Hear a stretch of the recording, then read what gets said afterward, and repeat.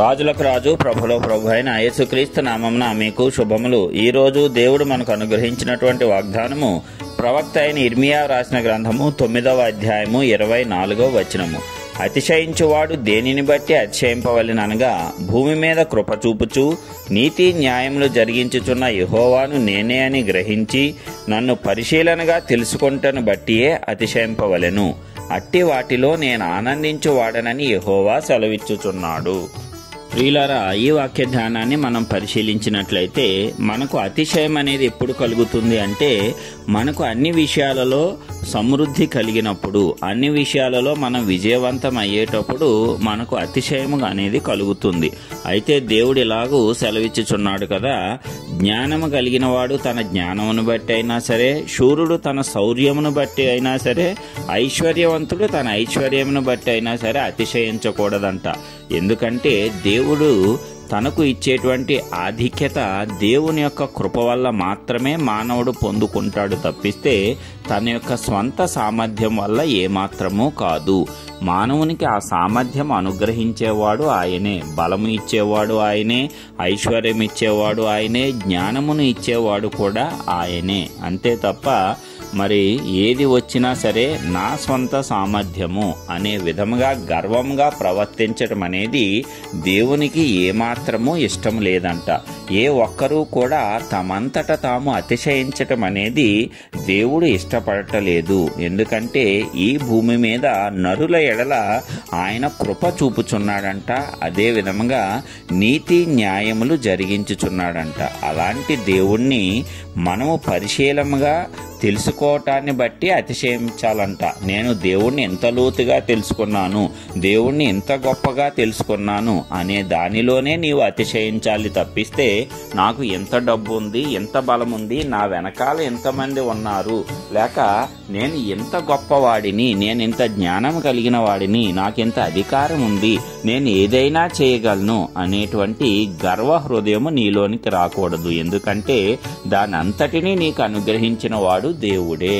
ఐశ్వర్యం ఇచ్చినవాడు, అధికారం ఇచ్చినవాడు, బలం ఇచ్చినవాడు, సమస్తము అనుగ్రహించినవాడు ఆయనే. కాబట్టి ఎల్లప్పుడూ కూడా నీవు ఆయనకు లోబడి ఉండాలి. నీవు గనక ఇది నా సామర్థ్యం వల్లే అయిపోయింది, నేను తప్ప ఇంకెవరూ దీనిని చేయలేరు, నేను కాబట్టే ఇలాగ చేయగలుగుతున్నాను అనేటువంటి గర్వ హృదయాన్ని కలిగి ఉంటే వెంటనే దేవుడు నిన్ను నాశనము చేస్తాడు.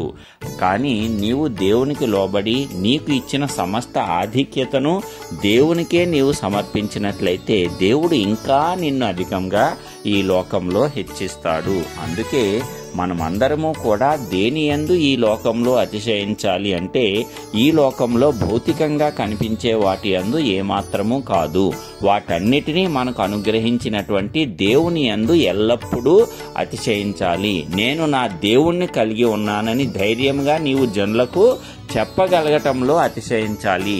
నా దేవుడు ఈ కార్యములేంటి, ఇంకా గొప్ప కార్యాలు నాకు చేయగలడు అనేంటి రీతిలో నీవు దేవుని పట్ల అతిశయము కలిగి ఉండాలి. దేవుని యొక్క నీతిని, ఆయన కనపరుచు న్యాయాన్ని కనుగొంటలో నీవు దేవుణ్ణి వెతకాలి.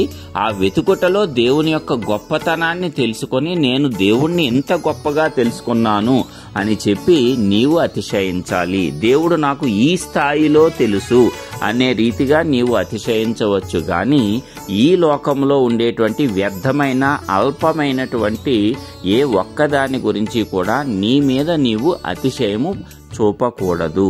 అది దేవుడు ఏమాత్రము ఇష్టపడలేదు. దేవుడు దేని యందు ఆనందిస్తాడో స్పష్టంగా ఆయనే వాక్యం ద్వారా తెలియజెప్పాడు. దేవుణ్ణి నేనే అని నన్ను గ్రహించి నన్ను పరిశీలనగా తెలుసుకుంటూ బట్టియే ఏ ఒక్కరైనా ఈ లోకంలో అతిశయించాలంట.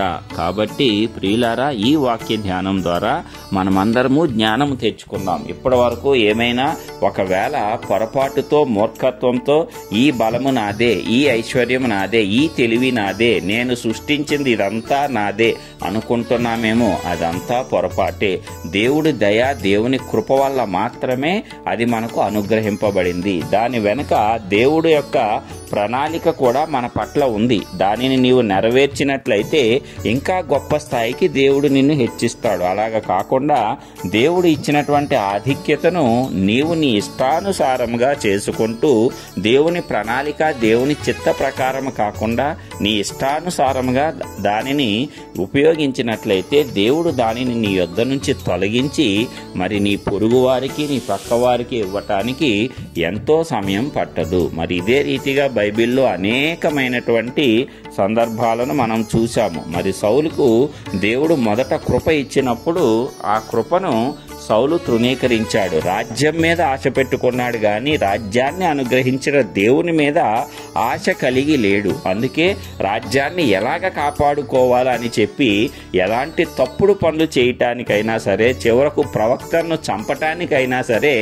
వెనుకాడలేదు. అందుకే దేవుని యొక్క ఉగ్రతకు పాత్రుడై తన రాజ్యాన్ని కోల్పోయి తన పొరుగువాడైనటువంటి దావీదుకు రాజ్యాన్ని అప్పగించవలసి వచ్చింది. అయితే దావీదు అలాంటి వాడు కాదు గాని దేవుడే కావాలి, నాకేమీ వద్దు, నీ ఉంటే చాలు, నీ మందిర ద్వారమునొద్ద నేనున్నా చాలు, నాకు ఆ ఆధిక్యత ఇవ్వి, నా యొద్ద నుంచి ఏమి తీసివేసినా సరే నీ పరిశుద్ధాత్మను మాత్రం నా యొద్ద నుంచి తొలగించకు అనేటువంటి గొప్ప మనసును, గొప్ప అతిశయాన్ని దేవుడి పట్ల కలిగి ఉన్నాడు. కాబట్టే దేవుడు దావీదును శాశ్వతంగా ఆశీర్వదించి యుగయుగములు అతని సంతానం పరిపాలించేలాగా గొప్ప నిబంధన అతనితో చేయటం జరిగింది. కాబట్టి ప్రియులారా, మనము కూడా దేవుని యొద్ద నుంచి శాశ్వతమైన ఆశీర్వాదం పొందుకోవాలంటే దేవుడు మనకిచ్చిన ఏ ఆధిక్యతనైనా సరే మనం లక్ష్య పెట్టకుండా ఆ ఆధిక్యతనిచ్చినటువంటి దేవునికి మాత్రమే సమస్త మహిమ కలిగేటట్లు మనం ప్రవర్తించాలి. దేవుని యందే మనం అతిశయించాలి, ఆయనను తెలుసుకుంటే యందే